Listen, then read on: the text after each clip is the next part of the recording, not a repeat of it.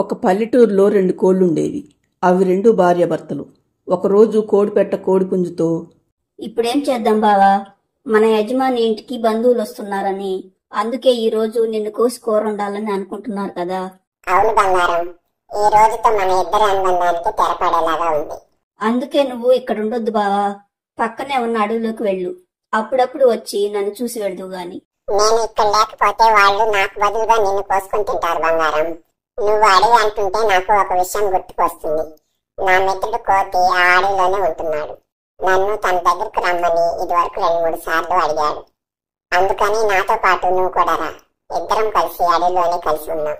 నాకు కూడా రావాలనే ఉంది బావా, కానీ ఈ రోజు రేపు నేను గుడ్లు పెట్టబోతున్నాను కదా.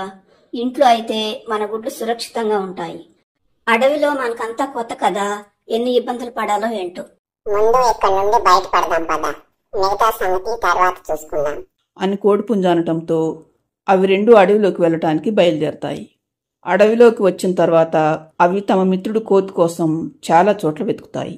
కానీ కోతి ఎక్కడా కనపడదు. దాంతో అవి 2 అలసిపోయి ఒక చెట్టు దగ్గర నిలబడతాయి. ఇక నా వల్ల కాదు బావా నడవటం. ఈ రోజుకు ఈ చెట్టు కింద విశ్రాంతి తీసుకుని నీ స్నేహితుడిని రేపు ఎతుకుదాం. అదిగో బంగారం, ఆ చెట్టు మీద ఒక గూడు ఉంది. మనం ఇక్కడ ఉండటం కంటే ఆ గూట్లో ఉండటం మంచిది అంటుంది కోడిపుంజు. మరుసటి రోజు తెల్లవారేసరికి కోడిపెట్ట ఆ గూట్లో ఒక గుడ్డు పెడుతుంది. తరువాత కోడిపుంజు, నువ్వు ఇక్కడే ఉండి మన గుడ్డును జాగ్రత్తగా చూస్తూ ఉండు బంగారం. నేను వెళ్ళి నా మిత్రుడిని వెతికి వస్తాను అని కోడిపుంజు వెళ్ళిపోతుంది. సాయంత్రం అవుతుండగా కోడిపుంజు తిరిగి వచ్చి, లాభం లేదు బంగారం, ఈ రోజు కూడా నా కోతి మిత్రుడు కనపడలేదు. ఇక రేపు మళ్ళీ వెతకవలసిందే. ఇంతకు ఉదయం నుండి నువ్వేమన్నా తిన్నావా? ఇక్కడికి దగ్గరలో ఏదో దొరికింది తిన్నానులే బావా. మరుసటి రోజు ఉదయం కల్లా కోడిపెట్ట మరొక గుడ్డు పెడుతుంది. అవి 2 మాట్లాడుకుంటూ ఉండగా అక్కడికి ఒక పిచ్చుక వస్తుంది. అది కోళ్లతో, మీరిక్కడ ఉన్నారేంటి? ఇది చాలా ప్రమాదకరమైన చోటు. ఇక్కడికి ఎప్పుడు ఒక గద్ద వస్తూ ఉంటుంది. అది చాలా క్రూరమైంది. పక్షులను, వాటి గుడ్లను, వేటిని చూసినా అది తినకుండా వదిలిపెట్టదు. అది 2-3 రోజులకోసారి ఖచ్చితంగా ఇక్కడికి వస్తుంది. త్వరగా మీ గుడ్లను తీసుకొని ఇక్కడ నుండి వెళ్ళిపోండి అని చెప్పి వెళ్ళిపోతుంది పిచ్చుక. దాంతో కోళ్లు 2 కంగారు పడిపోతాయి. ఇప్పుడు ఎలా బావా? రాత్రి నుండి నీకు జ్వరం కూడా వస్తుంది. ఈ గుడ్లను తీసుకుని ఇప్పుడు ఎక్కడికి వెళదాము? అదే ఆలోచిస్తున్నాను బంగారం. నాకు జ్వరంతో చాలా నీరసంగా ఉంది. అస్సలు కదలలేకపోతున్నాను. ఇప్పుడేం చెయ్యాలో నాకు కూడా అర్థం కావటం లేదు. బావా, నేను మనం వచ్చేటప్పుడు ఒక చెట్టును చూశాను. ఆ చెట్టు కింద కర్ర పుల్లలు కూడా చాలా ఉన్నాయి. నేను వెళ్లి మన గుడ్లు పట్టేంతగా ఒక చిన్న గూడు ఏర్పాటు చేసి వస్తాను. నీకు జ్వరం తగ్గగానే మళ్ళీ మనం మంచి గూడు కట్టుకుందాం. నువ్విక్కడే గుడ్ల దగ్గర ఉండు బావా, నేను వెళ్లి త్వరగా తిరిగి వస్తాను అని చెప్పి వెళ్ళిపోతుంది కోడిపెట్ట. కోడిపెట్ట వెళ్ళిన కాసేపటికి నిజంగానే గ్రద్ద వస్తుంది. అది రావటంతోనే కోడిపుంజును తన కాళ్లతో పట్టుకుని వెళ్ళిపోతుంది. తన పని ముగించుకుని తిరిగి వస్తున్న పిచ్చుక అది చూస్తుంది. ఆ గద్ద కోడిపుంజును చంపటంతో ఆగదు. ఖచ్చితంగా అది గుడ్ల కోసం మళ్లీ వస్తుంది. పాపం ఆ కోడిపెట్ట భర్తను పిల్లల్ని ఇద్దరిని పోగొట్టుకుంటే తట్టుకోలేదు. అందుకే ఈ గుడ్లను వెంటనే ఇక్కడి నుండి తీసుకువెళ్ళాలి అనుకున్న పిచ్చుక కోడిగుడ్లను తీసుకుని అక్కడి నుండి వెళ్ళిపోతుంది. కాసేపటికి చెట్టు దగ్గరికి వచ్చిన కోడిపెట్టకు తన భర్తతో పాటు గుడ్లు కూడా కనిపించకపోవడంతో ఆ గద్ద తన బావతో పాటు గుడ్లను కూడా తినేసి ఉంటుందనుకుని బావురుమని ఏడుస్తూ అక్కడి నుండి వెళ్ళిపోతుంది. సాయంత్రం గుడ్ల గురించి కోడికి చెబుదామని వస్తుంది పిచ్చుక. కాని దానికి కోడిపెట్ట ఎక్కడా కనిపించదు. మరోవైపు కోడిపెట్ట భర్తను పిల్లలను తలుచుకుని ఏడుస్తూ అడవిలో తిరుగుతూ ఉండగా దానికప్పుడు కోతి కనిపిస్తుంది. కోతి కోడిపెట్ట కూడా తెలిసి ఉండటంతో అది కోతిని గుర్తుపట్టి జరిగిన విషయం మొత్తం కోతికి చెప్పి ఏడుస్తుంది. అంతా విన్న కోతి, ఎంత ఘోరం జరిగిపోయింది.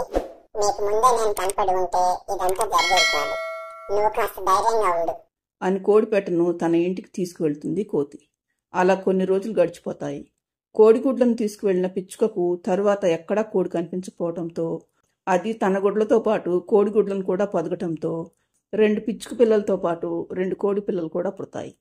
ఒకరోజు పిచ్చుక తన 2 పిల్లలతో పాటు కోడి పిల్లల2ని పైన ఎక్కించుకుని వెళ్తుండగా దానికి కోడిపుంజు కనిపిస్తుంది. దాంతో పిచ్చుక ఆశ్చర్యంగా కోడిపుంజు దగ్గరికి వచ్చి, అదేంటి కోడిపుంజు, ఆ రోజు నిన్ను గద్ద ఎత్తుకుపోయింది కదా, మరి నువ్వు దాని నుండి ఎలా తప్పించుకున్నావు? ఆ రోజు గద్ద నన్ను కాళ్ళతో పట్టుకుని వెళ్తుండగా దాని రెక్కలు ఒక చెట్టు కొమ్మలో ఇరుక్కుపోయి రెక్కలు తెగిపోవడంతో అది అక్కడికక్కడే చనిపోయింది. నేను దాని భార్య నుండి తప్పించుకున్నందుకు ఊపిరి పీల్చుకుని తిరిగి చెట్టు దగ్గరికి వెళ్లి చూశాను. కానీ నాకు అక్కడ మా గొడ్లతో పాటు నా భార్య కూడా కనిపించలేదు. అందుకే నా భార్యను వెతుకుతూ ప్రతిరోజు ఈ అడవంతా తిరుగుతున్నాను. నీ భార్య కోసం నేను కూడా వెతుకుతూనే ఉన్నాను కోడిపుంజు. ఎందుకంటే ఆ రోజు గద్ద నేను ఎత్తుకు వెళ్ళటం నేను చూశాను. అది తర్వాత వచ్చి మీ గుడ్లను కూడా తింటుందనుకుని మీ గుడ్లను నేను మా ఇంటికి తీసుకువెళ్లాను. అప్పటి నుండి నీ భార్య కోసం చాలా చోట్ల వెతికాను.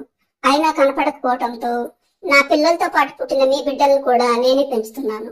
ఇదిగో వీళ్ళిద్దరూ మీ పిల్లలే అని తన దగ్గరున్న కోడి పిల్లలను చూపిస్తుంది పిచ్చుక. దాంతో కోడిపుంజు ఆనందానికి అవధులుండవు. అప్పటి నుండి తన పిల్లలతో పాటే ఉండిపోతుంది కోడిపుంజు. ఒకరోజు తల్లి కోడి దగ్గరున్న కోడి పిల్లలు అడవిలోకి వెళదామని గొడవ చేయటంతో కోతి వాటి రెంటిని పైనెక్కించుకొని అడవిలోకి వస్తుంది.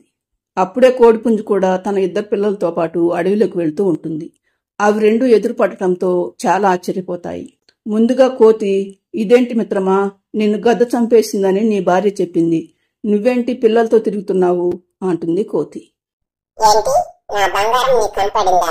ఎక్కడుంది మిత్రమా అని ఆతృతగా అడుగుతుంది కోడిపుంజు. కలవటమేమిటి మిత్రమా, ఇదిగో వీళ్ళిద్దరితో పాటు మా ఇంట్లోనే ఉంటుంది. వీళ్ళిద్దరూ ఎవరో తెలుసా, నీ పిల్లలే అని జరిగిన విషయం మొత్తం కోడిపుంజుకు చెబుతుంది కోతి.